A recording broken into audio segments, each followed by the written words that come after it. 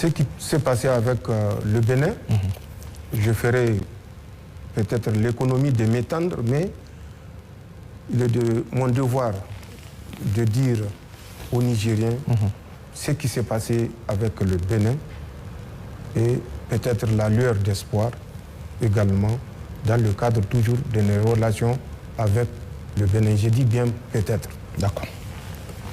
Le 30 juillet, quand la CEDEAO avait décidé de mettre le Niger sous embargo, le président Talon, c'est à partir d'Abuja qu'il avait appelé pour dire d'interrompre tout chargement, tout franchissement des moyens nigériens. Quand je dis moyens, je veux dire moyens automobiles qui chargeaient au port de Cotonou ou qui ont chargé de l'intérieur du Niger et qui sont sur le pont de Malanville, poste frontalier. D'ailleurs, l'unique que nous avons avec le Bénin. C'est à partir de Abuja au Nigeria qu'il avait pris cette décision. Parce qu'il fallait punir les Nigériens qui ont osé prendre leur destin en main.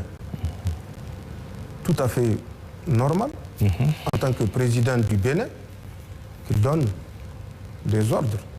Même si nous pensons qu'il y avait une autre façon de faire qui consistait à laisser transiter ce qui est chargé au port de Cotonou.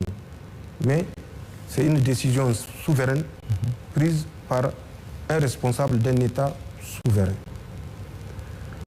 Nous avons vécu cet embargo total du côté de notre poste frontalier avec le Bénin. Le pipeline, entre-temps, les travaux n'ont pas été impactés par l'embargo. Jusqu'à la fin de l'exécution des travaux du pipeline, aucune contrainte parce que le président Talon s'était déplacé en Chine pour donner cette garantie aux autorités chinoises qu'il ne fera entrave en aucune manière et il va respecter les accords entre la République du Niger et la République du Bénin, qui disait qu'en aucun cas les travaux du pipeline ou l'exploitation du pipeline ne peut être entravée par l'une ou l'autre des parties. Les travaux se sont poursuivis donc malgré l'embargo. Le premier bateau a été chargé. Le deuxième bateau était arrivé.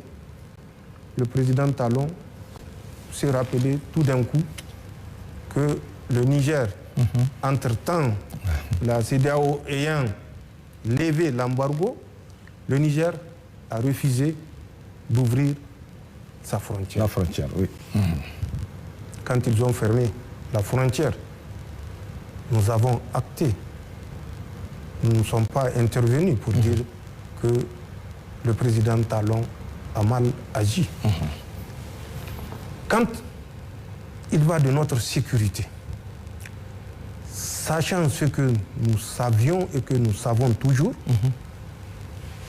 de ce qui s'est tramé au Bénin, à travers justement les agents de la DGSE française au Bénin, quand les gens parlent de base, il n'y a pas de base.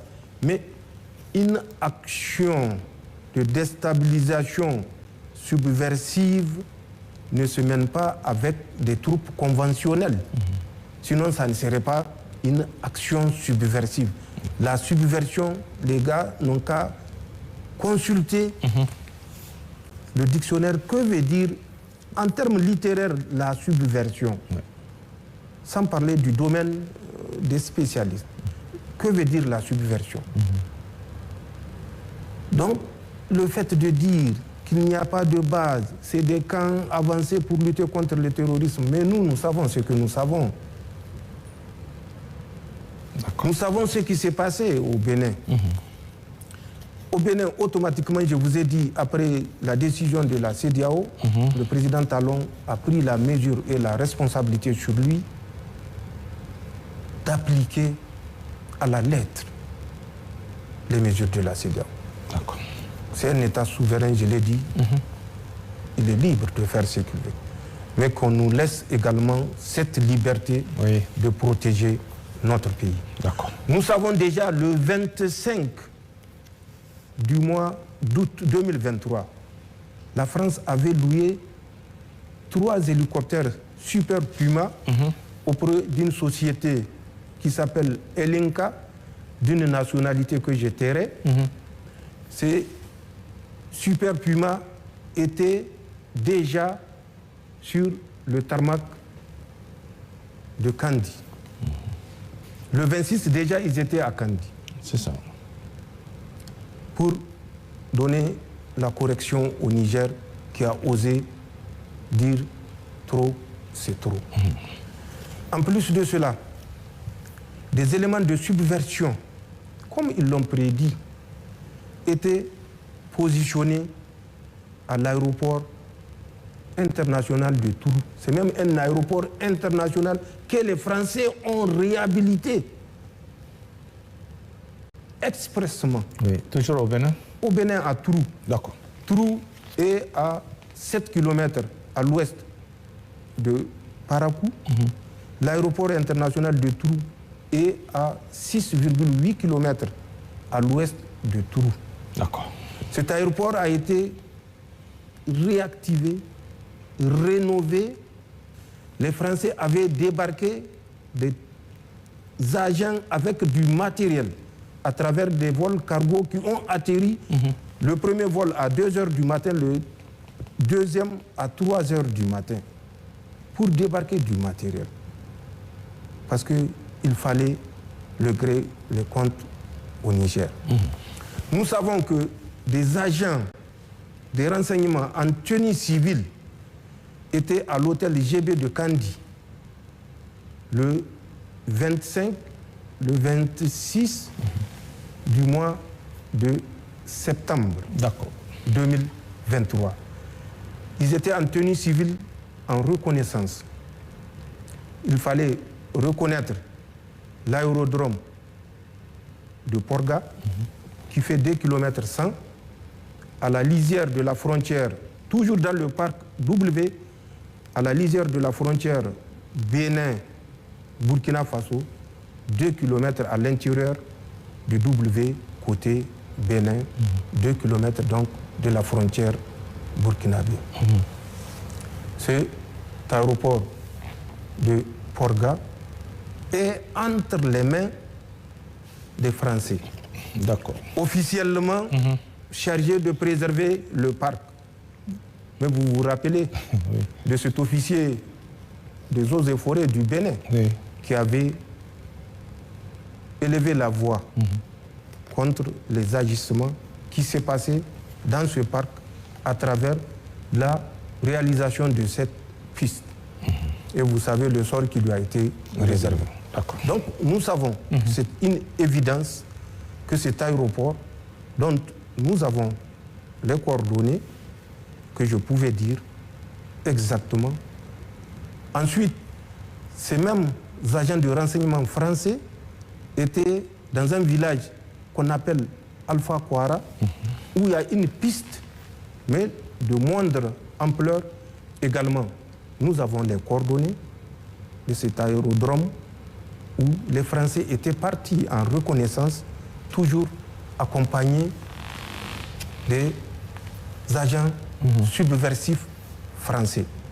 Nous savons que l'école normale de Kandi, qui a été abandonnée, une école normale abandonnée qui est à la sortie nord de Kandi, est occupée par ces agents subversifs français où ils avaient évolué avec 10 Toyota Hilux, immatriculation civils, notamment de l'administration béninoise.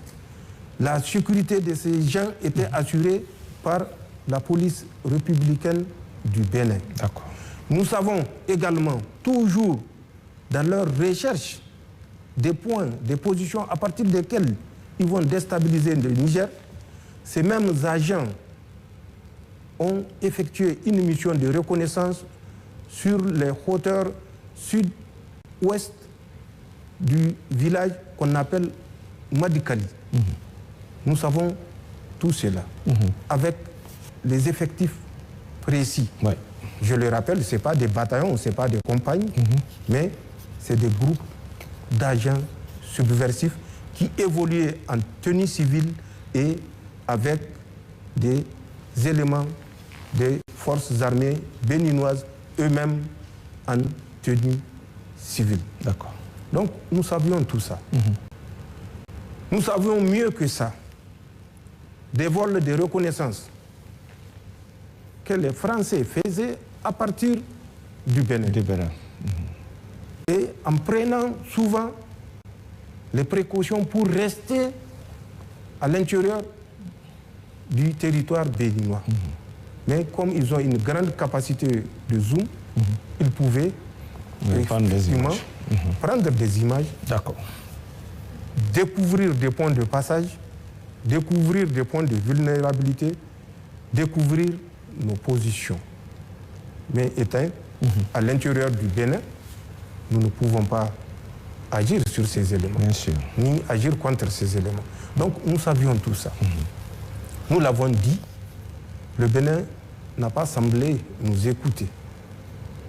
Les gens ont fait des dilatoires pour dire qu'il n'y a pas de base, il n'y a pas de régiment, il n'y a pas de brigade, il n'y a pas de bataillon. Nous n'avons jamais dit qu'il y a des bataillons. Il y a des agents de déstabilisation subversive français à l'intérieur du Bénin. Ils ont fait leur relève début du mois de juillet. Nous les suivons. Une nouvelle équipe est venue. Leurs relèves ont eu lieu le 5 juillet. Nous le savons. Qu'ils sachent que nous le savons.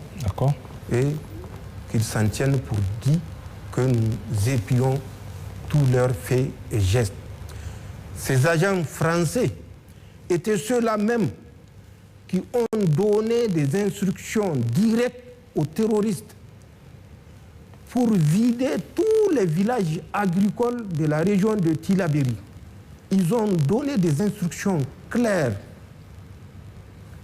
de massacrer des populations pour les pousser à quitter et ne pas exercer d'activité agricole. Nous le savons. Ils ont fait pire que ça. Mais nous savons tout ça et nous tenons compte de tout cela pour décider de la sécurité des populations nigériennes. Le Bénin, le président Talon a fait beaucoup de tapage sur le fait qu'il avait envoyé un émissaire vers son frère Tchani,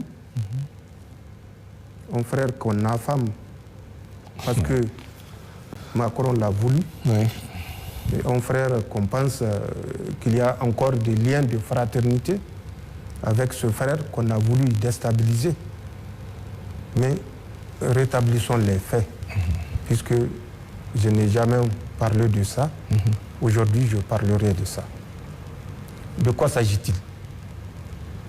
Le 26 du mois de juin, le PDG de China National Oil Development Company était venu ici, à Niamey. Je l'ai reçu en audience avec l'ambassadeur de la République populaire de Chine. Il a émis le vœu qu'une rencontre puisse avoir lieu, une rencontre tripartite. Au moment de l'audience, il y avait le conseiller technique en matière du pétrole, il y avait la DGA du WOPCO qui était présent. Je les avais instruits de prendre contact avec le ministre du pétrole pour trouver une date avant le 31, date à laquelle cette rencontre tripartite entre le Bénin, le Niger et WAPCO pouvait avoir lieu. C'est ce qui a été fait. Déjà, les échanges sont partis le 26, je crois, du mois de juin. Le ministre de l'eau et de l'énergie du Bénin était venu dans le cadre de cette rencontre tripartite. Il se trouvait qu'au moment où il était venu au Niger, le Premier ministre était en déplacement. Le ministre de la Défense qui assurait son intérim était en déplacement. Malheureusement, la deuxième personnalité dans l'ordre protocolaire qui devait assurer l'intérim était le ministre d'État, ministre de l'Intérieur. Il était couché. La troisième, c'était le ministre de la Santé, qui a reçu le ministre béninois à l'issue de la rencontre qui avait duré 2 jours, 48 heures, dont les images ont circulé, ont été passées à la télé nationale, où il se disait satisfait de la mission qu'il avait effectuée dans le cadre de cette rencontre tripartite. Tout d'un coup, il a pensé qu'il est porteur d'un message du président Talon vers le président Tchani. Et il a souhaité me rencontrer. Les messages officiels font l'objet d'un traitement spécifique à travers le ministère des Affaires étrangères. D'accord. Il aurait fallu qu'il le dise avant de quitter le Bénin. Après la rencontre tripartite, il souhaiterait transmettre au président du Conseil national pour la sauvegarde de la patrie un message de son frère, le président Talon. Le ministère des Affaires étrangères lui aurait répondu en fonction de mon calendrier. Voilà ce qui s'est passé. D'accord. Et voilà la vérité, les faits, et ça a donné lieu à une polémique internationale. Puisque je crois que le président Talon était à l'époque au Brésil, quand il a fait un tweet pour dire que le méchant président de la transition du Niger a refusé de prendre la main fraternelle qui lui avait été tendue à travers un porteur de message. Voilà ce qui s'est passé. D'accord. Et ce sont des faits. Ce n'est pas un tissu, c'est des faits et les faits sont vérifiables. Donc, tous ces agissements ont conduit les deux parties à être chacune sur ses gardes. Bien sûr. Nous avons la responsabilité de la sécurité de notre pays. Nous avons la responsabilité de la sécurité des citoyens nigériens. Nous prendrons les mesures nécessaires pour ne pas répondre devant Dieu d'avoir trahi la confiance des Nigériens. Le jour où nous saurons qu'il n'y a aucune menace du côté du Bénin, nous prendrons les mesures appropriées. Et nous espérons, à travers des démarches déjà qui sont initiées de part et d'autre, particulièrement, je profite pour remercier le président Soglo et le président Yahi Boni qui ont fait le déplacement, malgré le poids de l'âge, pour venir vers nous et nous demander de renouer le fil du dialogue. Dans la même lancée, nous avons envoyé une mission qui est partie, conduite par le ministre d'État, ministre de l'Intérieur, et qui a échangé. Et au retour qui nous a fait le point de cette mission. Il y a des perspectives, D'accord. mais la sécurité est l'urgence la plus urgente. D'accord. Donc, il y a des perspectives Oui. de reprise, mais elles La sont sécurité d'abord. conditionnées par les mesures de sécurité. D'accord. C'est une question de responsabilité vis-à-vis du peuple nigérien. D'accord.